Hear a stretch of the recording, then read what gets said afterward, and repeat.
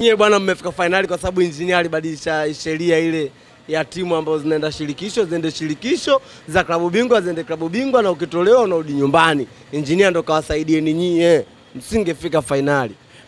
Mbona engineer hana mamlaka kwenye shirikisho la soka? Si mwenyekiti wa vilabu? Hana mamlaka. Hiyo jambo linafanywa na jumuiya, bodi nzima ya CAF ndio wanafanya. Yeye hana mamlaka. Mbona hawaambii kwa sababu ya Yanga? Sasa waambie kwamba umeshaiza mbelishwa kwa sababu ya Yanga, naona uoga gani? Kivipi? Kivipi? Ile furuku ile unachukuaje ubingwa watu wa kufuruku? Si furuku kama hii. Hii sio furuku. Hii vitu vimetengenezwa. Mimi hata finali kwamba mimi nilikuwa mshindi wa 3 kwenye ligi ya Tanzania. Umefeli. Nimekuja kwenye mashindano yetu madogo ya CAF. Wewe yaita kwa jina lolote. Yaita kwa jina lolote, lakini ndo mashindano ya CAF.